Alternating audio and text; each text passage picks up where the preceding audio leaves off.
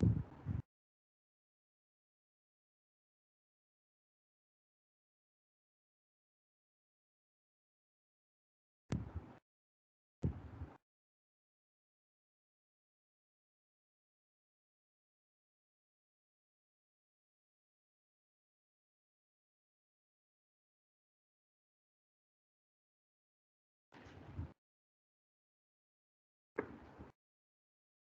अस्सलाम वालेकुम स्टूडेंट्स। आज हमने चैप्टर 4 और चैप्टर 3 की रिवीजन करनी है।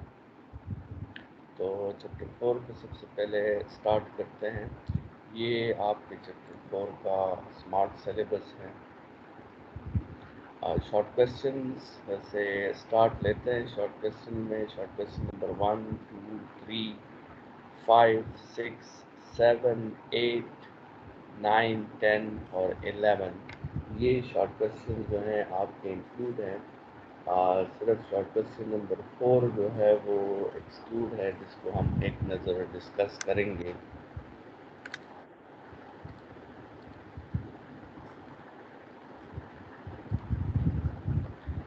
अच्छा, लेकिन इससे पहले जो है एक क्वेश्चन सॉल्व कर लेते हैं, जो कि चैप्टर 2 से है।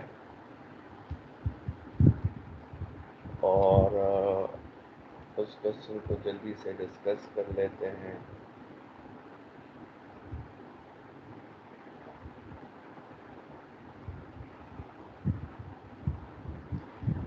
लेट्स सपोज अगर आपके साथ फोर्स गिवन है in the form of components, और फोर्स की वैल्यू है 2i unit vector plus 3j unit vector. ठीक है, और आपको डिस्प्लेसमेंट भी गिवन है in the form of components, और वो है 3k यूनिट वेक्टर। और वो आपसे कह रहे हैं कि find the work and find the angle. ठीक है, फाइंड द वर्क, आपने वर्क जो है वो फाइंड आउट करना है फर्स्ट पोर्शन, और फिर आपने टीटा जो है वो फाइंड आउट करना है। लेट्स सपोज टीटा को हम क्यू कह देते हैं। तो ये दो चीज़ें आपने फाइंड आउट करनी है। तो ये हो सकता है ऐसी सिचुएशन हो कि लेट्स सपोज ये आप फर्ज करें डिस्प्लेसमेंट हो रही है लेट्स सपोज, और ये आपके साथ लेट्स सपोज फोर्स है। ठीक है, और ये वो एंगल है फोर्स और डिस्प्लेसमेंट के दरमियान जो आपसे मांगा गया है।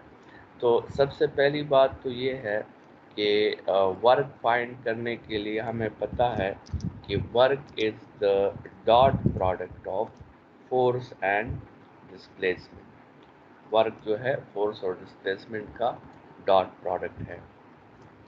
तो उसके लिए आप क्या करें, आप ये दोनों वैल्यूज़ लें, फोर्स की और डिस्प्लेसमेंट की, और इनका डॉट प्रोडक्ट लें। फोर्स की जगह आप लिखें 2i plus 3j plus 0k। ठीक है, और डिस्प्लेसमेंट की जगह आप लिखें 0i plus 0j plus 3k।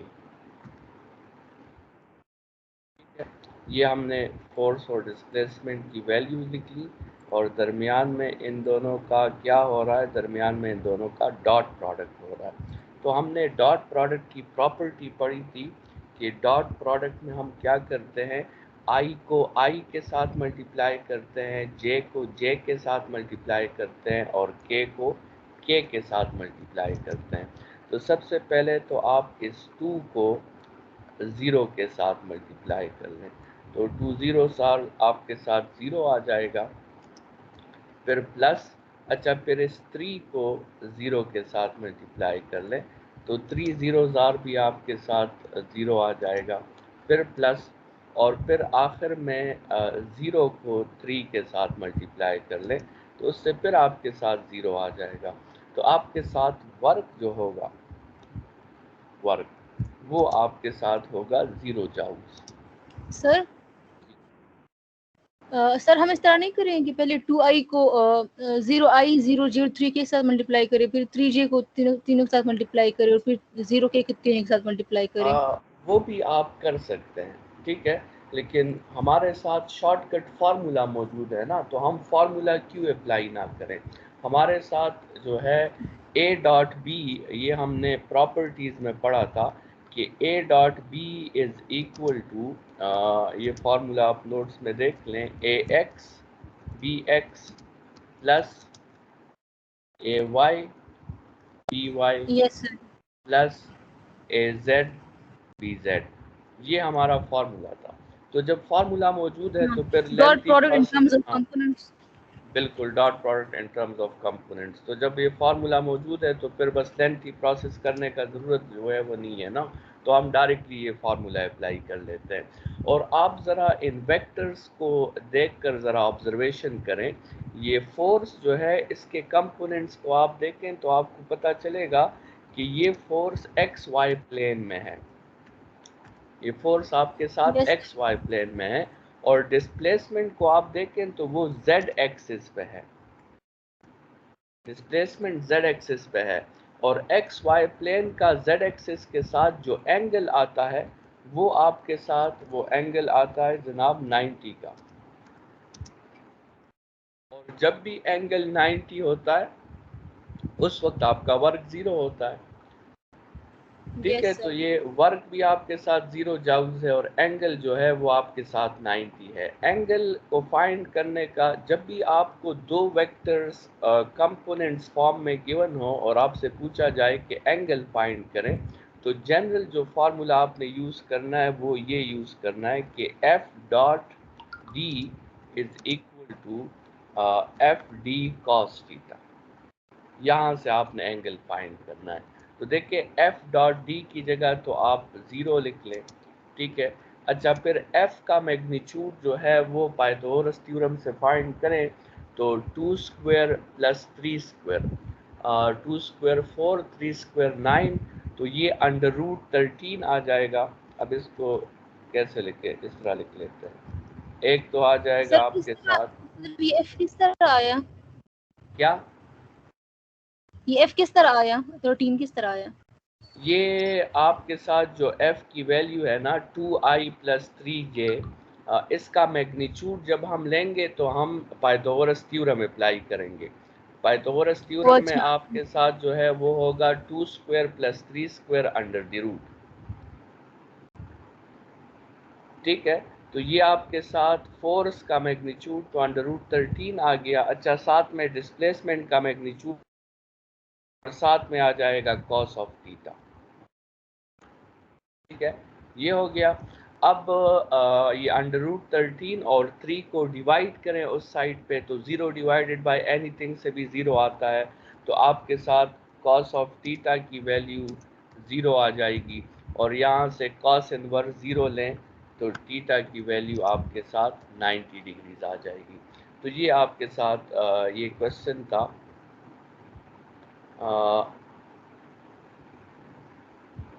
ठीक है। अच्छा, फिर जो है सर आप पहले चैप्टर 4 की न्यूमेरिकल्स कर सकते हैं, उसके बाद प्रॉब्लम्स और शॉर्ट क्वेश्चंस। पहले न्यूमेरिकल्स कर लेंगे, ठीक है। तो स्टार्ट करते हैं हम चैप्टर 4 के न्यूमेरिकल्स। न्यूमेरिकल्स जो इंक्लूड हैं वो कौन कौन से हैं। अच्छा, ये है 1 2 3 4, बस तकरीबन सारे हैं।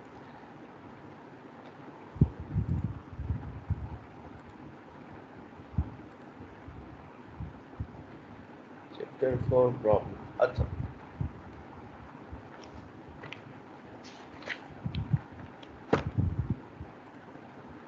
प्रॉब्लम नंबर 1 जो है वो पावर से रिलेटेड है। पावर आपके कोर्स में मेरे ख्याल में शामिल नहीं है, लेकिन पावर जो है वर्क के साथ काफ़ी ज़्यादा रिलेट करता है, तो as a benefit of doubt हम इसको छोड़ नहीं सकते, ठीक है।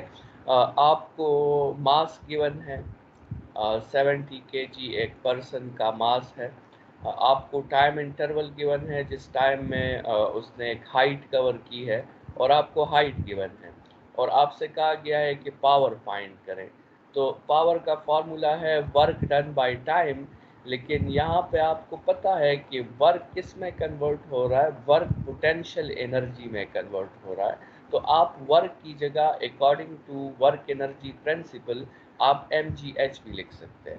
ठीक है, तो यही फॉर्मूला है जो आपने यूज़ करना है, mgh डिवाइडेड बाय टाइम, और इसमें वैल्यूज पुट करके आपने अपना आंसर जो है वो फाइंड कर लेना है। ठीक है, ये आपका प्रॉब्लम नंबर 1 था। Problem number 2, a body of mass 2 kg is dropped from a rest position 5 meter above the ground. What is the velocity at height 3 meter above the ground? तो एक बॉडी है जिसका मास 2 kg है, उसकी initial height 5 है, उसकी final height जो है वो 3 है, मतलब उसने 2 मीटर्स का डिस्टेंस कवर कर लिया है। ठीक है, इस डायग्राम में आप देख सकते हैं बॉडी पहले यहाँ थी, उसकी इनिशियल हाइट जो थी वो 5 थी, फिर बॉडी यहाँ आ गई, उसकी फाइनल हाइट जो है वो 3 हो गई, तो दरमियान में उसने 2 मीटर्स का हाइट जो है वो कवर कर लिया है। और आपसे फाइनल वेलोसिटी का पूछा गया है। न्यूटन थर्ड इक्वेशन यूज़ करें, उसमें आप जो है ए की जगह आपने जी की वैल्यू पुट करनी है क्योंकि ये फ्री फॉल है, एस की जगह आपने 2 वैल्यू पुट करनी है, इनिशियल वेलोसिटी जो है आप 0 पुट करें, और फाइनल वेलोसिटी को सब्जेक्ट करें, और वहाँ से फाइनल वेलोसिटी को फाइंड कर लें, आपके साथ फाइनल वेलोसिटी का आंसर आ जाएगा। ये आपके साथ प्रॉब्लम नंबर 2 था। Problem number 3, a man pulls a pulley through a distance of 50 meter by applying a force of 100 Newton at an angle of 30. Find the work. Simple सा question है, displacement आपको given है, force आपको given है, angle आपको given है, आपने work find करना है, तो एफ डी कॉस थीटा का फॉर्मूला यूज़ करके आप वर्क जो है वो फाइंड आउट कर सकते हैं। ठीक है, अच्छा, प्रॉब्लम नंबर 4 आपके साथ है कि the roller coaster starts its journey from a vertical height of 40 meters, तो हाइट आपके साथ 40 meters है, on the first hill and reaches a vertical height of 25 meters. ठीक है, on the second hill where it slows down to momentarily rest. ठीक है, वहाँ पे वो रेस्ट में आ जाता है। It travels a total distance of 400 meters. Determine the thermal energy produced and estimate the average fractions. ठीक है, थर्मल एनर्जी प्रोड्यूस पूछा जा रहा है, एवरेज फ्रिक्शन फोर्स का पूछा जा रहा है, और मास आपको गिवन है 100 kg। ये क्वेश्चन वर्क एनर्जी प्रिंसिपल के साथ रिलेट करता है। सबसे पहले तो आप ऐसा करें कि आप हाइट नंबर 1 पे जब बॉडी मौजूद थी तो आप उस वक्त उसकी पोटेंशियल एनर्जी फाइंड कर लें mgh पे। ठीक है, जो कि आपके साथ 39 लाख नहीं 3,92,000 जाउल्स आ जाएगी। फिर जब बॉडी हाइट नंबर 2 पे पहुंची तो आप उस हाइट पे दोबारा उसकी पोटेंशियल एनर्जी फाइंड करें, जो कि 2,45,000 जाउल्स आ जाएगी। फिर आप change in potential energy find करें, फाइनल माइनस इनिशियल करें, उससे आपके साथ चेंज इन पोटेंशियल एनर्जी भी आ जाएगी। ये हमने अपने लिए गिवन डेटा को कुछ और अपने लिए जो है इम्प्रूव कर लिया है, और कुछ और चीज़ें भी हमने, ये इनिशियल 4 चीज़ें तो हमें गिवन थी, और उसी गिवन के हेल्प से हमने पोटेंशियल एनर्जी और फिर उसका चेंज भी फाइंड कर लिया है। अब रिक्वायर्ड की तरफ आते हैं। हीट एनर्जी प्रोड्यूस फाइंड करना है, और साथ में work done against frictions find करना है। तो यहाँ पे हम यूज़ क्या करेंगे, वर्क एनर्जी प्रिंसिपल यूज़ करेंगे और वर्क का फॉर्मूला यूज़ करेंगे। ठीक है, as it is stated that the body is at rest at both heights, so work energy principle tells that the amount of heat energy is equal to change in potential energy, क्योंकि kinetic तो change नहीं हो रही, kinetic तो initial भी 0 है और final भी 0 है, क्योंकि इनिशियल में भी बॉडी रेस्ट पे है और फाइनल में भी बॉडी रेस्ट पे है, तो काइनेटिक एनर्जी आपके साथ चेंज नहीं हो रही। तो आपके साथ यहाँ पे वर्क जो होगा या हीट एनर्जी जो होगी वो चेंज इन पोटेंशियल एनर्जी के इक्वल होगी। और चेंज इन पोटेंशियल एनर्जी तो ऑलरेडी आपने अपने गिवन डेटा में फाइंड की हुई है, और वहाँ पे उस माइनस का मतलब ही यही था कि वो एनर्जी हीट में कन्वर्ट हो गई है। यहाँ पे हमने जब change in potential energy find की थी तो उसमें माइनस आया था, तो उसका मतलब ही यही था कि आपके साथ वो एनर्जी हीट में कन्वर्ट हो गई है। तो ये आपके साथ पार्ट ए इस क्वेश्चन का सॉल्व हो गया। अब पार्ट बी सॉल्व करने के लिए आप वर्क का फॉर्मूला यूज़ करें और उसको फ्रिक्शंस के लिए सब्जेक्ट कर लें, तो आपके साथ वर्क डन बाय डिस्प्लेसमेंट आ जाएगा। डिस्प्लेसमेंट आपके साथ गिवन है ऑलरेडी, और वर्क आपने जो हीट एनर्जी है वो प्रीवियस पोर्शन में आपने फाइंड कर ली होगी, वहाँ से आप द एवरेज फ्रिक्शनल फोर्स को फाइंड आउट कर सकते हैं। ठीक है स्टूडेंट्स, अगर आप यहाँ वर्क के फार्मूला में माइनस यूज़ करेंगे तो फिर फ्रिक्शंस के फार्मूला में भी माइनस आएगा, और वहाँ से आप ये अंदाज़ा लगा सकते हैं कि frictional force is a resistive force. ये उसका डायग्राम है, कंक्लूजन में हमने बनाया है। हाइट, फर्स्ट हाइट पे पोटेंशियल एनर्जी ज़्यादा थी, दूसरे हाइट पे पोटेंशियल एनर्जी कम हो गई है। ठीक है, तो वो पोटेंशियल एनर्जी का जो चेंज आया है वो किस में कन्वर्ट हो गया, वो हीट एनर्जी में कन्वर्ट हो गया। Problem number 5, a man whose mass is 70 kg walks up to the third floor of the building, which is 12 meter high above the ground, in 20 seconds. Find its power in watts and horsepower. Simple सा question है, इसी तरह का एक question हमने start में भी कर लिया है। मास गिवन है, हाइट गिवन है, टाइम गिवन है, पावर आपसे पूछा गया है। यहाँ पे भी वर्क की जगह हम mgh फाइंड कन्वर्ट करेंगे उसको mgh में। तो पहले तो सिंपल वर्क फाइंड कर लें वॉट्स में, ठीक है, सॉरी पावर फाइंड कर लें वॉट्स में। और अब ये पावर आपने कन्वर्ट करना है हॉर्स पावर में, तो उसमें आपको पता होना चाहिए कि 1 हॉर्स पावर में 746 वॉट्स होते हैं। तो 1 हॉर्स पावर में 746 वॉट्स, तो 411.6 वॉट्स में कितने हॉर्स पावर होंगे। तो क्रॉस मल्टीप्लिकेशन करके आप अपने लिए जो है वो आंसर फाइंड आउट कर सकते हैं। Problem number 6. A ball of mass 100 gram is thrown vertically upward at a speed of 25 meters per second. If no energy is lost, determine the height. पहले ये पार्ट इसका कर लें।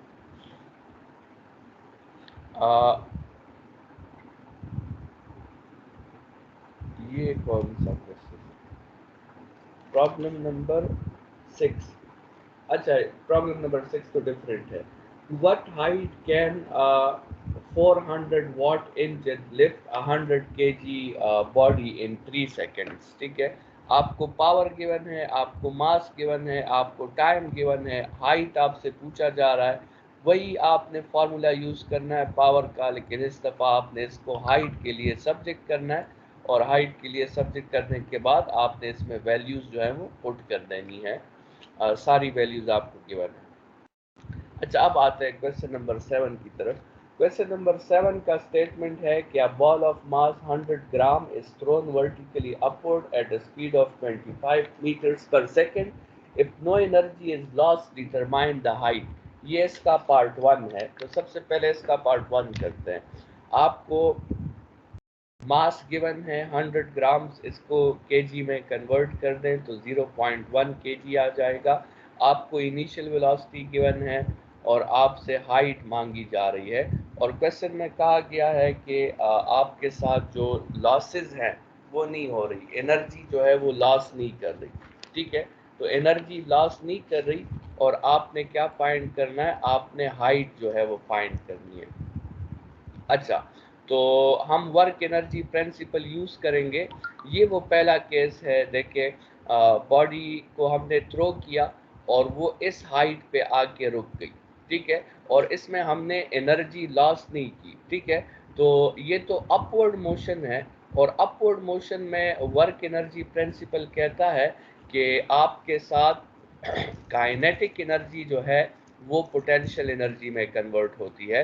तो आप स्टेटमेंट यूज करें loss in kinetic energy is equal to gain in potential energy, जो कि वर्क एनर्जी प्रिंसिपल का आपके साथ फोर्थ स्टेटमेंट था, ठीक है। और वहां से आप सबसे पहले मास और मास को तो कैंसिल आउट कर लें, ठीक है, और फिर उसको वेलोसिटी के लिए सब्जेक्ट कर लें, और वेलोसिटी को सब्जेक्ट करने के बाद सॉरी हाइट को सब्जेक्ट कर लें, और हाइट को सब्जेक्ट करने के बाद आप इसमें वेलोसिटी की वैल्यू जो है और वेलोसिटी की वैल्यू पुट कर देंगे और जी की वैल्यू पुट कर देंगे, आपके साथ हाइट का आंसर आ जाएगा 31.9 मीटर्स। तो ये हाइट आप देख रहे हैं 31.9 मीटर्स। ये तो इसका पार्ट 1 था। अब पार्ट 2 में इस क्वेश्चन में वो कह रहे हैं कि calculate the if the body only rises to 25 meters, calculate the work done against the air resistance, also calculate the force of friction. तो ये इसका अब पार्ट 2 है कि if the height is only 25 meters, तो फिर क्या फाइंड करें, वर्क भी फाइंड करें और फ्रिक्शन भी फाइंड करें, ठीक है। अच्छा, तो अब आते हैं ये इस डायग्राम की तरफ। अब बॉडी को वही बॉडी है, लेकिन इस दफ़ा वो 31.9 मीटर्स की हाइट तक नहीं पहुंच रही, बल्कि वो 25 मीटर्स की हाइट तक पहुंच रही है। तो फिर तो इसका मतलब ये है कि आपके साथ काइनेटिक जो है वो पूरी की पूरी पोटेंशियल में कन्वर्ट नहीं हो रही, बल्कि साथ में यहाँ पे लॉसेस भी आ रहे हैं, ठीक है। तो अभी उसका फॉर्मूला चेक करें। इस केस में आप जो फॉर्मूला यूज करेंगे वो ये होगा कि loss in kinetic energy is equal loss in kinetic energy is equal to ये काइनेटिक नहीं है, ये पोटेंशियल है। Loss in kinetic energy is equal to gain in potential energy plus work done against frictions. तो loss in kinetic energy half mv², gain in potential energy mgh और plus w हो जाएगा। तो सबसे पहले तो आप इससे वर्क को फाइंड आउट कर लें, ठीक है। लेकिन हाइट में आपने अब 31.9 यूज़ नहीं करना, अब आपने 25 यूज़ करना है, इस बात का आपने ख्याल रखना है। और एक दफ़ा वर्क फाइंड कर लिया तो फिर वर्क का फॉर्मूला यूज़ करके आप उससे फ्रिक्शंस भी फाइंड आउट कर सकते हैं। ये आपके साथ क्वेश्चन नंबर 7 था। Question number 8. A body of mass 1,000 grams falls from a height of 30 meters on the sand below. If it penetrates 4 centimeter into the sand, what opposing force is exerted on it? Neglect the air resistance. अच्छा, एक body है जिसका मास 1000 grams है, मतलब 1 kg है, उसको 30 metres height से throw किया गया है, और वो ग्राउंड तक पहुंचने के बाद सैंड में 4 सेंटीमीटर पेनिट्रेशन करती है। इसको मीटर्स में कन्वर्ट कर दें, अपोजिंग फोर्स का आपसे पूछा गया है। अच्छा, दो किस्म के मोशंस हैं स्टूडेंट्स इस प्रॉब्लम में। फर्स्ट, वो हाइट से पहुंच रहा है ग्राउंड तक, और इस मोशन पे उस बॉडी में कोई रेजिस्टेंस एक्ट नहीं कर रहा, क्योंकि क्वेश्चन में कहा गया है कि आप एयर रेजिस्टेंस को जो है वो निगलेक्ट कर दें, ठीक है। ये तो फर्स्ट टाइप ऑफ मोशन है। सेकेंड टाइप ऑफ मोशन में फिर वो उस सैंड में 4 सेंटीमीटर की पेनिट्रेशन करता है, और उस वक्त सैंड उस पर रेजिस्टेंस अप्लाई कर रही है, ठीक है। अच्छा, तो आप फर्स्ट टाइप ऑफ मोशन से तो आप ये मालूम कर सकते हैं कि जब उसने सैंड में पेनिट्रेशन शुरू की थी उस वक्त उसके साथ कितनी एनर्जी थी। अब देखिए, इस हाइट पे उसके साथ जो एनर्जी है वो सारी की सारी है पोटेंशियल एनर्जी, और वो जैसे ही ग्राउंड तक पहुंचेगा वो इस पोटेंशियल एनर्जी को कन्वर्ट कर देगा काइनेटिक एनर्जी में। तो सबसे पहले तो आप बॉटम पे काइनेटिक एनर्जी फाइंड करें। और उसके लिए आपने मोशन नंबर 1 डिस्कस करना है। तो मोशन नंबर 1 में loss in potential energy is equal to gain in kinetic energy. तो गेन इन काइनेटिक एनर्जी आपके साथ आ जाएगी 294 जाउल्स। ठीक है। अच्छा, एक दफ़ा ये एनर्जी आ गई तो ये एनर्जी तो अब इस मोशन नंबर 2 को देखें, बॉडी तो लास्ट में रेस्ट में आ गई है, मतलब बॉडी की काइनेटिक एनर्जी तो ज़ीरो हो गई है, मतलब उसकी इनिशियल काइनेटिक एनर्जी 294 जाउल्स थी, उसकी फाइनल काइनेटिक एनर्जी ज़ीरो हो गई, तो ये तो सारी की सारी हीट में कन्वर्ट हो गई। तो मोशन नंबर 2 में आपका स्टेटमेंट क्या होगा कि kinetic energy is equal to work done against the sand resistance. ठीक है। तो ये आपके साथ work done against the sand resistance जो है वो 294 जाउल्स आ जाएगा, जो आपका पार्ट 1 था। और इसी वर्क डन को वर्क के फार्मूला में पुट करके वहां से फिर आप फ्रिक्शंस भी फाइंड आउट कर सकते हैं। ठीक है। तो ये आपके साथ क्वेश्चन नंबर 8 हो गया। Question number 9, a body of mass m drops from a bridge into a water of the river. The bridge is 10 meter high. Find from the water surface, find the speed of a body 5 meters above the ground and before touching the water. एक body है जिसकी water surface से height जो है वो 10 metres है। दो parts हैं इस क्वेश्चन के।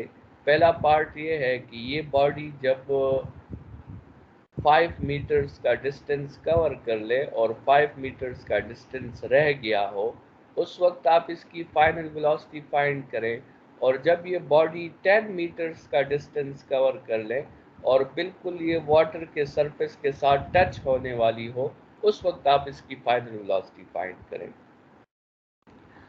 न्यूटन थर्ड इक्वेशन से जब हम इनिशियल वेलोसिटी में ज़ीरो वैल्यू पुट कर देते हैं, तो आपके साथ जो न्यूटन थर्ड इक्वेशन से फार्मूला निकलता है वो v is equal to 2gh है। इस फार्मूला के हेल्प से हम इसे सॉल्व कर सकते हैं। और आप देखें, हमने सॉल्यूशन में सबसे पहले ये फार्मूला प्रूव भी किया है।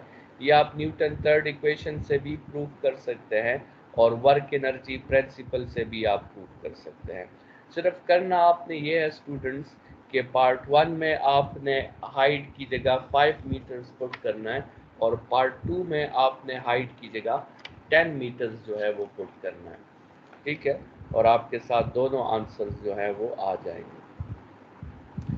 प्रॉब्लम नंबर 10 जो है, an engine of JF thunder fighter develops a thrust of 3000 Newton with a horse power. What horsepower does it at the velocity of 60 meters per second? तो आपको फोर्स गिवन है, आपको velocity given है, power आपसे मांगा गया है लेकिन वॉट्स के यूनिट में नहीं, हॉर्स पावर के यूनिट में। पावर का एक फार्मूला है कि it is the dot product of force and velocity, so it is FV cos theta. तो यहाँ पे आप जो है डायरेक्ट आपने वैल्यूज पुट करनी है। फोर्स की वैल्यू भी गिवन है, डिस्प्लेसमेंट की वैल्यू, वेलोसिटी की वैल्यू भी गिवन है, और थीटा जो है वो आपके साथ ज़ीरो है, क्योंकि जिस डायरेक्शन में फोर्स एक्ट कर रही है उसी डायरेक्शन में एरोप्लेन मोशन भी कर रहा है, तो एंगल आप ज़ीरो कंसिडर कर सकते हैं। ये तो आपने पावर फाइंड कर लिया, लेकिन ये आपने पावर फाइंड किया है वॉट्स में, आपने पावर फाइंड करना है हॉर्स पावर में। तो आप क्रॉस मल्टीप्लिकेशन से, जिस तरह हमने पहले भी एक क्वेश्चन में किया था, आप क्रॉस मल्टीप्लिकेशन से अपने आंसर को हॉर्स पावर में कन्वर्ट कर सकते हैं। ये आपके साथ प्रॉब्लम नंबर 10 हो गया। और अच्छा, ये तो वही प्रॉब्लम दोबारा हुआ है, ये पेज रिपीट हुआ है उसमें। अच्छा, problem number 11, the mass of the moon is 180 of the mass of the earth and corresponding value of radius is 1/4 that of earth. Calculate the escape velocity. Mass of moon जो है वो mass of earth के ये 60 लिखा है कि 80 लिखा है? तो 80 लिखा है, मैंने 1/60 कर दिया। चले आप इसको 80 पे डिवाइड कर दें, ठीक है। मास ऑफ अर्थ का तो आपको पता होना चाहिए, और आप उसको जो है 80 पे डिवाइड कर दें तो आपके साथ मास ऑफ मून आ जाएगा। फिर mass of radius of moon की बात हुई है, तो वो रेडियस ऑफ अर्थ के 1/4 है, तो वो रेडियस ऑफ अर्थ को 4 पे डिवाइड कर दें, आपके साथ रेडियस ऑफ मून आ जाएगा। एस्केप वेलोसिटी का पूछा गया है। एस्केप वेलोसिटी का फॉर्मूला जो है वो 2gm डिवाइडेड बाय r है, और इसमें सिंपल आपने वैल्यूज जो है वो पुट करनी है, तो ये आपके साथ जो है आंसर आ जाएगा। कोई प्रॉब्लम्स हो तो बताएं।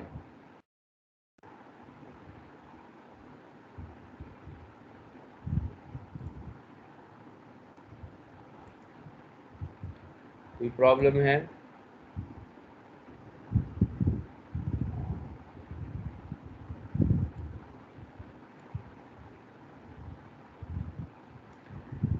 अच्छा, तो फिर बढ़ते हैं हम शॉर्ट क्वेश्चंस की तरफ।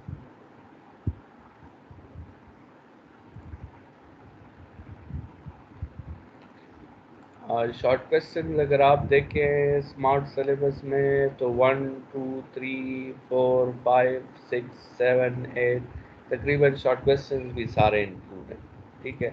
तो short question number 1, a bucket is taken to the bottom of the well. Does the bucket possess any potential energy? Explain. uh, If work is done on the bucket against the upthrust of water, then the bucket will possess potential energy. Potential energy के लिए work का होना ज़रूरी है। अगर किसी body पे work हुआ है अगेंस्ट अ फोर्स और वो वर्क उसमें स्टोर हो गया है, तो उस बॉडी में पोटेंशियल एनर्जी ज़रूर होगी। सो अगर उस बकेट पे वर्क किया गया है अगेंस्ट द अपथ्रस्ट, तब उस बकेट में ज़रूर पोटेंशियल एनर्जी मौजूद होगी। एक्सप्लेनेशन में आप देख सकते हैं कि let we have an upside down bucket. If we want to move the bucket into the water, we must do it by external force, because the upthrust of the water does not allow this motion. Upthrust को ज़रा define करने पर कि upthrust according to Archimedes principle, a liquid applies upthrust on every body which is equal to the weight of the liquid displaced by that body. So and we must apply an external force which must be equal to magnitude with upthrust in order to produce downward motion. This external force will do some work by displacing it in its own direction, and this work is stored in the body in the form of potential energy against the upthrust force. ठीक है, तो ये आपके साथ इसमें potential energy ज़रूर होगी। Question number 2 है, when an arrow is shot from its bow it has kinetic energy. From where does it gets its kinetic energy? तो जब हम एरो को शॉर्ट करते हैं तो उसको हम स्ट्रेच करते हैं, और जब हम उसे स्ट्रेच करते हैं तो उसमें इलास्टिक पोटेंशियल एनर्जी स्टोर होती है, और वही इलास्टिक पोटेंशियल एनर्जी कन्वर्ट हो जाती है काइनेटिक एनर्जी में। So when arrow is shot from its bow it has kinetic energy because work is done on it against the elasticity of the bow, and it is stored in the form of elastic potential energy, which is then converted to kinetic energy. So when an elastic material is stretched, work is done against the elastic force. The force we apply to stretch it is directly proportional to the displacement according to Hooke's law. ठीक है, तो ये वो Hooke's law का statement है। अगर x 0 है तो फोर्स भी 0 होगा, x मैक्सिमम है तो फोर्स भी मैक्सिमम होगा। नाउ इफ वी अप्लाई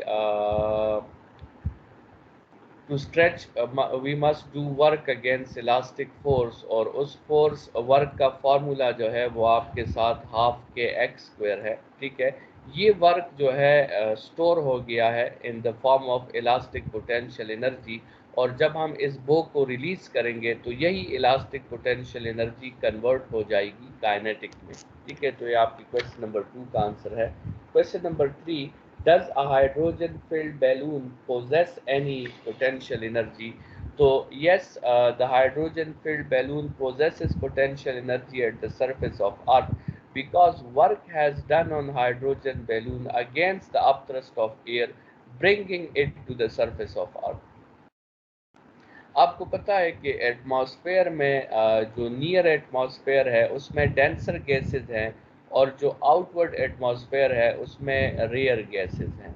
ठीक है, तो जब आप किसी रेयर गैस के बैलून को डेंसर गैस के रीजन में लाते हैं तो आपको वर्क डन करना पड़ता है अगेंस्ट द अपथ्रस्ट, और जब आप ऐसा करते हैं तो उसमें पोटेंशियल एनर्जी आपके साथ स्टोर हो जाएगी, और जब आप उस हाइड्रोजन फिल्ड बैलून को रिलीज करेंगे तो वो वापस डेंसर एटमॉस्फेयर से जाएगा रियर एटमॉस्फेयर की तरफ। ठीक है, तो उसमें पोटेंशियल एनर्जी होगी। इस kinetic energy a vector quantity और अ scalar quantity?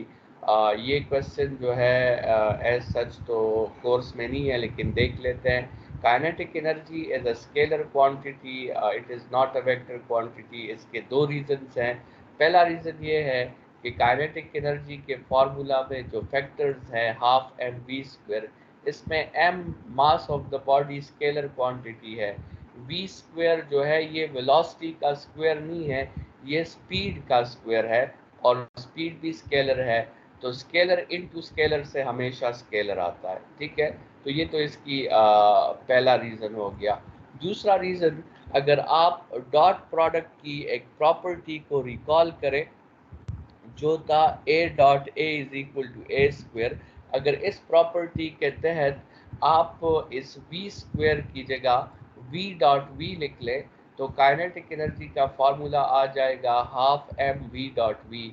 So this means that kinetic energy is the result of dot product, and every result of dot product is always a scalar quantity. तो ये हमने दो reasons बता दिए कि why kinetic energy is a scalar quantity. What happens to kinetic energy of the bullet when it penetrates to the target? जब एक bullet target पे पेनिट्रेट करती है तो आखिर में वो रेस्ट में आ जाती है, तो उसकी काइनेटिक एनर्जी को क्या हो जाता है? तो सिंपल है स्टूडेंट्स, उसकी जो है कुछ काइनेटिक एनर्जी जो है वो work done against the target resistance में हीट में कन्वर्ट हो जाएगी, कुछ काइनेटिक एनर्जी साउंड में कन्वर्ट हो जाएगी, कुछ काइनेटिक एनर्जी आपके साथ लाइट में कन्वर्ट हो जाएगी। मतलब वो सारी काइनेटिक एनर्जीज आपके साथ लॉसेज में कन्वर्ट हो जाएगी। Does the tension in the string of the single pendulum does any work? Students, जब हम किसी बॉडी को रोप के साथ एक सिंपल पेंडुलम बना लेते हैं तो, और जब हम उसे डिस्प्लेस करते हैं तो हमें ये पता लगता है कि वो जो टेंशन फोर्स है वो उसके डिस्प्लेसमेंट को हमेशा परपेंडिकुलर होता है। आप इन तीनों इंटरवल्स पे देखें, the force is perpendicular to the displacement, और जब भी फोर्स और डिस्प्लेसमेंट परपेंडिकुलर होता है थीटा 90 होती है, और उस 90 के केस में वर्क डन आपके साथ जो है वो 0 होता है। याद रखें स्टूडेंट्स, कोई भी सेंट्रीपिटल फोर्स जो है वो बॉडी पे वर्क नहीं कर सकता। ठीक है, सेंट्रीपिटल फोर्स जो है वो बॉडी पे वर्क नहीं कर सकता, और आपके साथ वर्क डन जो है वो हमेशा 0 होता है। यहाँ भी टेंशन जो है वो सेंट्रीपिटल फोर्स का रोल प्ले कर रहा है, तो इसलिए टेंशन जो है वो वर्क नहीं कर सकता। जब एक मेटेओर जो है एटमॉस्फेयर में इंटर हो जाती है, क्वेश्चन नंबर 7, तो उसकी एनर्जी पे और उसके मोमेंटम पे क्या असर पड़ता है? When a meteor enters to the Earth atmosphere, it burns due to the work done against air resistance. The energy and momentum is converted or transferred to the air particles. ठीक है, uh, when a meteor is in space, it is called meteoroid. When a meteoroid enters the atmosphere, its velocity is almost 20 kilometres पर second, ठीक है, क्योंकि वहाँ पे तो resistive forces नहीं है, तो वहाँ पर मेटेओर की वेलोसिटी बहुत ज़्यादा होती है। लेकिन जैसे ही वो एटमॉस्फेयर में एंटर हो जाती है तो उसे रेजिस्टिव फोर्सेस का सामना करना पड़ता है। तो कुछ एनर्जी उसकी लाइट में कन्वर्ट हो जाती है, कुछ हीट में कन्वर्ट हो जाती है, कुछ work done against air resistance में कन्वर्ट हो जाती है, और उसका मोमेंटम भी जो है नियर बाय जो एयर के मॉलिक्यूल्स होते हैं उनको ट्रांसफर हो जाता है, ठीक है। What type of energy is stored in the spring of a watch? तो स्प्रिंग ऑफ अ वॉच में students elastic potential energy store होती है, और वो जो है उसको फिर काइनेटिक में कन्वर्ट कर देती है। A man drops a cup from a certain height which breaks into pieces. What types of energy changes are involved? तो students at a certain height उसमें जो है पोटेंशियल एनर्जी होगी, ड्यूरिंग इट्स डाउनवर्ड मोशन वो potential energy kinetic में convert हो जाएगी, और अगर एयर रेजिस्टेंस है तो कुछ हिस्सा उसका हीट में भी कन्वर्ट हो जाएगा। जब वो पीसेस में ब्रेक होगी तो कुछ एनर्जी हीट में कन्वर्ट हो जाएगी, कुछ लाइट में कन्वर्ट हो जाएगी, कुछ साउंड में कन्वर्ट हो जाएगी, ठीक है। अच्छा, a man rowing a boat upstream is at rest with respect to the shore, is he doing work? तो अगर वो रेस्ट पे है तो उसकी डिस्प्लेसमेंट की वैल्यू ज़ीरो है, और डिस्प्लेसमेंट की वैल्यू ज़ीरो है तो वर्क की वैल्यू भी आपके साथ ज़ीरो ही होगी। Why energy savers are used in instead of normal bulbs? तो एनर्जी सेवर्स को मुख्तलिफ मकासद के लिए यूज़ किया जाता है। इसकी एनर्जी कंजम्पशन कम होती है, इसका लाइफ टाइम ज़्यादा होता है, ये सेफ्टी जो है उसमें ज़्यादा सेफर है as compared to normal lights. Standard जो है इसका बेहतर है, साइज़ इसका बेहतर है, और आप ये रीज़न भी दे सकते हैं कि एनर्जी सेवर्स की वारंटी आती है, नॉर्मल लाइट्स की वारंटी नहीं आती। तो ये आपके साथ 11 क्वेश्चन जो हैं मेरे ख्याल में शॉर्ट क्वेश्चन जो हैं वो हो गए, ठीक है। कुछ और शॉर्ट क्वेश्चन जो एक्सरसाइज के मिड से आपके आ सकते हैं। Write a note on work energy principle, ठीक है। So the ability of a body to do work is energy. when work is done by a body its energy decreases, and when work is done on the body its energy increases. So work can be converted to energy and energy can be converted to work. This statement is known as work energy principle. Work energy principal जो है उसके 5 important statements हैं, ideal के लिए भी और practical के लिए भी। आइडियल में आपने लॉसेस कंसिडर नहीं करने, प्रैक्टिकल में आपने लॉसेस कंसिडर करने हैं, सिर्फ यही फ़र्क है। वर्क एनर्जी प्रिंसिपल का पहला स्टेटमेंट है कि work can be converted to kinetic energy. दूसरा स्टेटमेंट है work can be converted to potential energy. तीसरा स्टेटमेंट है work can be converted to total energy. चौथा स्टेटमेंट है potential can be converted to kinetic, और पांचवा स्टेटमेंट है kinetic can be converted to potential, ठीक है। अगर ये आप आइडियल सिस्टम में डिस्कस कर रहे हैं तो इसी तरह डिस्कस करेंगे। अगर प्रैक्टिकल सिस्टम में डिस्कस कर रहे हैं तो सब इक्वेशंस के राइट हैंड साइड पे आप लिखेंगे प्लस वर्क अगेंस्ट रेजिस्टेंस या प्लस वर्क अगेंस्ट रेजिस्टेंस। सबके राइट हैंड साइड पे आप प्लस वर्क अगेंस्ट रेजिस्टेंस या प्लस लॉसेस, ठीक है। सो ये work energy principle for a practical system या work energy principle for resistive medium, उसमें क्या है? Ideal system is a system in which all resistive forces are ignored, but in practical system or resistive system we have friction forces, we have resistance forces which can't be neglected. So इस case में क्या होगा, सारा work जो है वो energy में convert नहीं होगा, बल्कि आपके साथ कुछ लॉसेस भी साथ में आएंगे, ठीक है। ये सिंपल मशीन के टॉपिक्स तो आपके एक्सक्लूड है, तो इसको निकाल लेते हैं। और इसके बाद आपका जो है वो लॉन्ग क्वेश्चंस का पोर्शन आता है। तो इस चैप्टर से आपका पहला लॉन्ग क्वेश्चन, जो इम्पोर्टेंट लॉन्ग क्वेश्चन है, वो वर्क के डोमेन में आ सकता है। आपने वर्क को डिफाइन करना है, फिर वर्क का फॉर्मूला लिखना है। वर्क के फार्मूला के बाद आप वर्क के नेचर पे बात करें, it is a scalar quantity.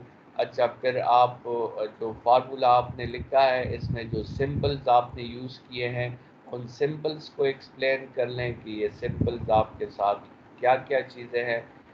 Examples जो है वो दे सकते हैं आप, कि किस केस में देखिए वर्क मैक्सिमम होता है, किस केस में वर्क मैक्सिमम नहीं होता, और किस केस में वर्क ज़ीरो होता है। ठीक है। यूनिट ऑफ वर्क पे आप बात कर सकते हैं, यूनिट ऑफ वर्क जाउल है। डायमेंशन ऑफ वर्क आप निकाल के दे सकते हैं, ml²t-2। फैक्टर्स जो वर्क को अफेक्ट करते हैं, 3 फैक्टर्स हैं। मैग्नीट्यूड ऑफ फोर्स है, मैग्नीट्यूड ऑफ डिस्प्लेसमेंट है, और angle between force and displacement है। ठीक है। इम्पॉर्टेंट केसेस डिस्कस कर लें वर्क के एंगल के लिहाज से। थीटा 0 होगा तो वर्क मैक्सिमम होगा, थीटा 90 होगा तो वर्क 0 होगा, थीटा 180 होगा तो वर्क नेगेटिव होगा। ठीक है, नेगेटिव मैक्सिमम। इन सब कैटेगरीज को जो हमने केसेस डिस्कस की, इसको आप टेबल में भी बंद कर सकते हैं और इसका ग्राफ भी बना सकते हैं। ठीक है। ये पोर्शन अगर आप फिर नहीं करना चाहते लॉन्ग क्वेश्चन में, तो इस पोर्शन को छोड़ दें। साइन कन्वेंशन जो है वो हमने बात कर ली कि जब फोर्स और डिस्प्लेसमेंट पैरेलल हो, उस वक्त वर्क पॉजिटिव होता है। जब force and displacement anti parallel हो, उस वक्त वर्क नेगेटिव होता है। Work done by a constant force F D cos theta, work done by a variable force में फिर आप F D cos theta use नहीं कर सकते। आपने फिर सुपरपोजिशन थ्योरम यूज़ करना है। आपने पूरे पाथ को n हिस्सों में डिवाइड कर देना है, हर पाथ का अलग से वर्क फाइंड करना है, और फिर उन सब वर्क्स को आपस में आपने ऐड कर देना है, और ये आप इस समीशन के फॉर्म में लिख सकते हैं। ये मैथमेटिक्स का एक तरीका है जिसमें आप लॉन्ग स्टेटमेंट्स को शॉर्ट करके लिख सकते हैं। दूसरा इम्पॉर्टेंट क्वेश्चन जो आपका बनता है, वो आपसे प्रूफ करना होता है कि ग्रेविटेशनल फील्ड एक कंजर्वेटिव फील्ड है। ये इस तरह भी आ सकता है कि show that gravitational field is conservative field. इस तरह भी आ सकता है कि show that in gravitational field work done is path independent. या इस तरह भी आ सकता है कि show that in gravitational field work done in a close path is zero. तो मुख्तलिफ किस्म के स्टेटमेंट्स जो हैं इस क्वेश्चन के आपके आ सकते हैं। कंजर्वेटिव फील्ड जो है स्टूडेंट्स, वो एक ऐसा फील्ड है जिसके लिए दो कंडीशंस जो है वो फुलफिल हो जाए। तो बहरहाल उसको आगे डिस्कस करते हैं। सबसे पहले आपने फील्ड को डिफ़ाइन किया, फिर ग्रेविटेशनल फील्ड को आपने डिफ़ाइन किया, फिर ग्रेविटेशनल फील्ड ऑफ अर्थ को आपने डिफ़ाइन किया। ठीक है। फिर आपने कंजर्वेटिव फील्ड को डिफ़ाइन किया और उसके दो कंडीशंस लिखे, एक है पाथ इंडिपेंडेंसी और दूसरा है work done in a close path is zero. और अब आपने ग्रेविटेशनल फील्ड को प्रूव करना है एज अ कंजर्वेटिव फील्ड। तो वो प्रूफ जो है आप फिर देख लें इसी नोट से। सबसे पहले आपने पाथ इंडिपेंडेंसी फाइंड करनी है। आपने एक ट्राइंगल ले लिया जिसमें आप बॉडी को ए से बी तक पहुंचाना चाहते हैं डायरेक्ट पाथ से, और दूसरा पहले ए से सी तक, फिर सी से बी तक, और इन दोनों पाथ से आपने प्रूफ करना है कि वर्क जो है वो सेम होता है। ठीक है। तो ये वर्क डन बाय पार्ट 1 था -mgd cos थीटा, और फिर वर्क डन बाय पार्ट 2 आप देखें वो भी -mgd cos थीटा है, तो दोनों इक्वल हैं। ठीक है। अभी वही पाथ कंसिडर करें, बॉडी को ए से बी तक लेके जाएं, बी से सी तक और सी से वापस ए तक, मतलब क्लोज पाथ कंसिडर कर लें, और आप देख सकते हैं कि लास्ट में क्लोज पाथ में जो टोटल वर्क होगा वो आपके साथ ज़ीरो आ जाएगा। ठीक है। तो ये आपके साथ जो है ग्रेविटेशनल फील्ड कंजर्वेटिव फील्ड की तरह प्रूव हो जाएगा। पावर पे आपका क्वेश्चन एज सच नहीं आ सकता, तो इस लॉन्ग क्वेश्चन को हम छोड़ देते हैं। एनर्जी और उसकी टाइप्स जो है वो अभी आपके स्मार्ट सिलेबस का हिस्सा नहीं है, तो इसको भी हम छोड़ देते हैं।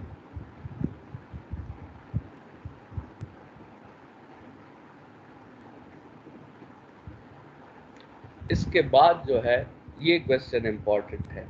Define gravitational potential energy, derive an expression for it, also define absolute gravitational potential energy and its expression. ठीक है। अच्छा, पोटेंशियल एनर्जी का फॉर्मूला mgh है। डिराइवेशन इसकी बहुत सिंपल सी है। ठीक है, आप इसे आसानी से डिराइव कर सकते हैं। तो पोटेंशियल एनर्जी का फॉर्मूला क्या हुआ, mgh। अच्छा, इसमें कुछ इम्पॉर्टेंट बात है कि the formula potential energy is equal to mgh is not a universal formula because g is not a universal constant. The value of g changes with height and depth. So we say that if we say about the work of weight and not the work of external force, then the angle between force and height is 180। और ये तो खैर ये बात हुई है कि potential energy is always a negative concept. ठीक है, जो हमने बहुत दफ़ा डिस्कस किया है कि potential energy is a negative concept. अच्छा, अब इस पे बात करते हैं कि ज़ीरो पोटेंशियल कहाँ पे होता है। स्टूडेंट्स याद रखें कि फील्ड के अंदर हमेशा एक ऐसा पॉइंट होता है जो ज़ीरो पोटेंशियल पे होता है, और फील्ड के बाहर हर पॉइंट ज़ीरो पोटेंशियल पे होता है। तो फील्ड के अंदर जो पॉइंट है जो ज़ीरो पोटेंशियल पे है वो है सेंटर ऑफ अर्थ। लेकिन सेंटर ऑफ अर्थ तक तो हम पहुंच नहीं सकते, तो हमने सरफेस ऑफ अर्थ को कंसिडर किया हुआ है एट ज़ीरो पोटेंशियल। अच्छा, आउटसाइड द फील्ड हर एक पॉइंट ज़ीरो पोटेंशियल होता है। अच्छा, अब एब्सोल्यूट पोटेंशियल एनर्जी किसे कहते हैं, जब आप किसी बॉडी को इन्फिनिटी से किसी पॉइंट तक लेके आते हैं in the field, to a point in the field, तब हम उसे एब्सोल्यूट पोटेंशियल एनर्जी कहते हैं। ठीक है, और फिर इसकी डिराइवेशन है स्टूडेंट्स। डिराइवेशन कुछ ऐसी होगी स्टूडेंट्स कि हम सबसे पहले change in potential energy find करेंगे, और उस चेंज इन पोटेंशियल एनर्जी को फिर हम एब्सोल्यूट में कन्वर्ट करेंगे। मेथड जो है वो हमारा ये होगा कि सबसे पहले हम change in electric potential energy find करेंगे, और उस change in electric potential energy को फिर हम कन्वर्ट करेंगे एब्सोल्यूट इलेक्ट्रिक पोटेंशियल एनर्जी में।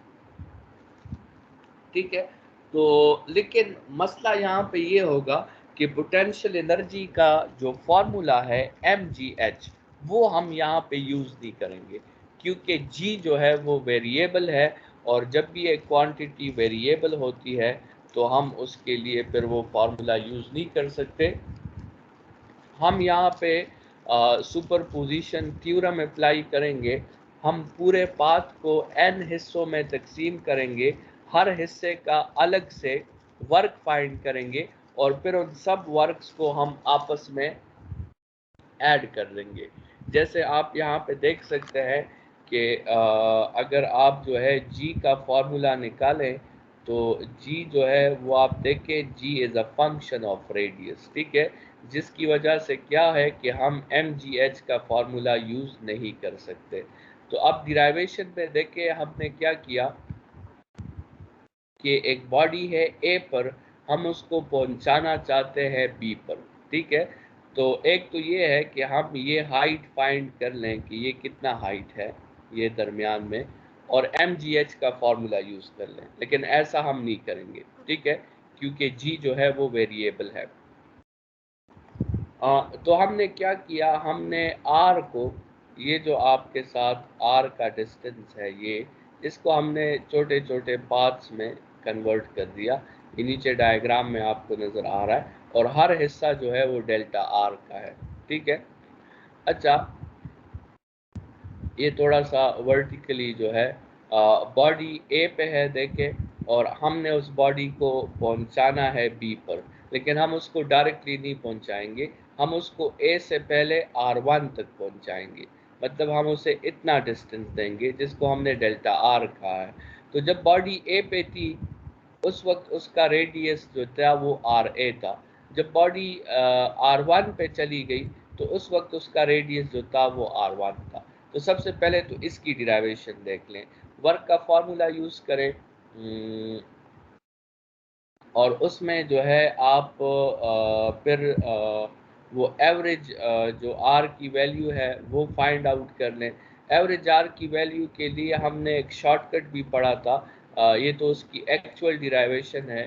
अगर आप ये ना भी करें उसका शॉर्टकट पढ़ें कि एक दफ़ा आप आर की जगह RA यूज़ कर लें और दूसरी दफ़ा आप R की जगह R1 यूज़ कर लें, तो आपके साथ R स्क्वायर जो होगा वो RA इंटू R1 की इक्वल हो जाएगा। ठीक है, और वो वैल्यूज़ आप पुट करें तो W1 की वैल्यू आपके साथ आ जाती है वो वर्क की, और उस वर्क को फिर आपने जो है वो बाकी वर्क्स भी फिर आपने फाइंड करने हैं, और वो बाकी वर्क्स के लिए फिर डिराइवेशन करने की ज़रूरत नहीं है। वो आप मैथमेटिकल इंडक्शन से इस पहले फार्मूला को जब हमने देखा तो इसी के हेल्प से हमने बाकी फार्मूलाज भी अपने लिए लिख लिए हैं, ये आप देख सकते हैं। देखें जब बॉडी ए से 1 की तरफ जा रही है तो आपने ए पहले लिखा है 1 बाद में लिखा है, तो इसी मैथमेटिकल इंडक्शन को आप आगे जो है प्रोसीड करें। जब बॉडी 1 से 2 की तरफ जाएगी तो 1 पहले लिखें 2 बाद में लिखें। जब बॉडी 2 से 3 की तरफ जाएगी तो 2 पहले लिखें 3 बाद में लिखें, और जब आखिर में बॉडी n से b की तरफ जाएगी तो n पहले लिखें और उस RB को बाद में लिखें। ठीक है, और इन सब वर्क्स को अगर आप आपस में ऐड करेंगे तो आप देखेंगे कि बाकी सारे टर्म्स कैंसिल हो जाएंगे, सिर्फ 1/RA रह जाएगा और 1/RB रह जाएगा। अभी इसमें आपने ये करना है कि इस पॉइंट बी को आपने इन्फिनिटी तक पहुंचाना है, और पॉइंट ए को सरफेस ऑफ अर्थ पे लाना है, पॉइंट बी को इन्फिनिटी पे लेके जाना है। ठीक है, तो आपने इस एक RB की जगह इन्फिनिटी पुट कर देना है, और उस दूसरे RA की जगह आपने फिर कैपिटल RE पुट कर देना है। ठीक है, तो ये आपके साथ एब्सोल्यूट ग्रेविटेशनल पोटेंशियल एनर्जी का फॉर्मूला आ जाएगा जिसका यूनिट है जाउल्स। फिर ग्रेविटेशनल पोटेंशियल को हम जब इसी एनर्जी को हम मास पे डिवाइड कर देते हैं तो हमारे साथ एक नई क्वांटिटी आती है, उसे हम ग्रेविटेशनल पोटेंशियल कहते हैं, जिसका यूनिट है जाउल पर केजी। ठीक है, पोटेंशियल एनर्जी का यूनिट जाउल है और पोटेंशियल का यूनिट जाउल पर केजी है। ठीक है, अच्छा लास्ट क्वेश्चन आपका एस्केप वेलोसिटी पे आता है। The velocity at which a body can escape from the gravitational field of an object is known as escape velocity. और इसको आप इस तरह भी डिफाइन कर सकते हैं कि वो वेलोसिटी जिस पे काइनेटिक एनर्जी और एब्सोल्यूट ग्रेविटेशनल पोटेंशियल एनर्जी का सम जो है वो 0 के इक्वल होता है, उस वेलोसिटी को हम एस्केप वेलोसिटी कहते हैं। अच्छा, अब एस्केप वेलोसिटी आप हर प्लेनेट के लिए फाइंड कर सकते हैं। अगर हम अर्थ की बात करें तो हम अर्थ के लिए भी एस्केप वेलोसिटी को फाइंड कर सकते हैं। तो आप इसको इस तरह एक्सप्लेन कर सकते हैं कि जब आप एक बॉडी को अर्थ के सरफेस पे फेंकें, वो किसी हाइट तक पहुंचकर वापस आ जाती है। उससे ज़्यादा काइनेटिक एनर्जी दे तो वो उस हाइट तक पहुंचकर उससे ज़्यादा हाइट कवर करके वापस आ जाएगी। उससे ज़्यादा काइनेटिक एनर्जी दे वो उससे ज़्यादा हाइट कवर करके वापस आ जाएगी, लेकिन एक ख़ास काइनेटिक एनर्जी पे स्टूडेंट्स वो वापस नहीं आएगी, बल्कि वो अर्थ की ग्रेविटेशनल फील्ड को एस्केप कर जाएगी। ये जो काइनेटिक एनर्जी आप इसे देंगे, ये किसके इक्वल देंगे? ये आप उसको एब्सोल्यूट ग्रेविटेशनल पोटेंशियल एनर्जी के इक्वल देंगे, तभी वो वापस नहीं आएगी। तो वही से हमने काइनेटिक एनर्जी का फिर मैथमेटिकल फॉर्म निकालना है। काइनेटिक एनर्जी को आपने एब्सोल्यूट ग्रेविटेशनल पोटेंशियल एनर्जी के इक्वल किया, वहाँ से आपने वेलोसिटी के लिए इसे सब्जेक्ट किया, और ये तो अंडर रूट्स आप ले लें तो यहाँ से एक फार्मूला आ जाता है। लेकिन अगर आप यहाँ पर Newton law of universal gravitation को यूज़ करें और वहाँ से आप जो है ये जो यहाँ पे है GME/RE, तो यहाँ से GME/RE को अगर आप सब्जेक्ट कर लें तो उसकी वैल्यू आती है GRE। ये GRE भी आप यहाँ पे जो है GME/RE की जगह यूज़ कर सकते हैं। तो आपके साथ एस्केप वेलोसिटी का दूसरा फार्मूला आ जाएगा, और इसमें चाहे उस पहले फार्मूला में वैल्यूज़ पुट करें या दूसरे फार्मूला में वैल्यूज़ पुट करें, अर्थ के केस में एस्केप वेलोसिटी जो है वो 11 किलोमीटर्स पर सेकेंड है। स्टूडेंट्स, इस एस्केप वेलोसिटी के फार्मूला में आप देखें तो इसमें जितनी भी प्रॉपर्टीज़ हैं ये प्लैनेट प्रॉपर्टीज़ हैं, ये बॉडी पर डिपेंड नहीं करती जिस बॉडी को आप थ्रो करना चाहते हैं। ठीक है, जी जो है ये यूनिवर्सल कांस्टेंट है, मास प्लैनेट का मास है, रेडियस प्लैनेट का रेडियस है। तो उस बॉडी का जिक्र ही नहीं हो रहा जिस बॉडी को हम फेंक रहे हैं। तो एस्केप वेलोसिटी ये प्लैनेट प्रॉपर्टी है, बॉडी प्रॉपर्टी नहीं है। ठीक है, अच्छा, फिर इसके अलावा जो है डिफरेंट आपके एमसीक्यूज़ में शायद आ सकते हैं, डिफरेंट प्लैनेट्स के एस्केप वेलोसिटीज़ के फार्मूलाज जो हैं आपको याद होने चाहिए। ठीक है, ये लॉन्ग क्वेश्चन जो हैं वो आपके इस चैप्टर के इम्पोर्टेंट थे। कंजर्वेशन ऑफ एनर्जी तो अभी हमारा हिस्सा नहीं है लॉन्ग क्वेश्चंस का। ठीक है, इसके साथ जो है ये आपके चैप्टर 4 की डिस्कशन यहाँ पे वाइंड अप हो जाती है। रिकॉर्डिंग को हम दरमियान में स्टॉप कर देते हैं। ठीक है, कोई प्रॉब्लम है यहाँ तक बताएं।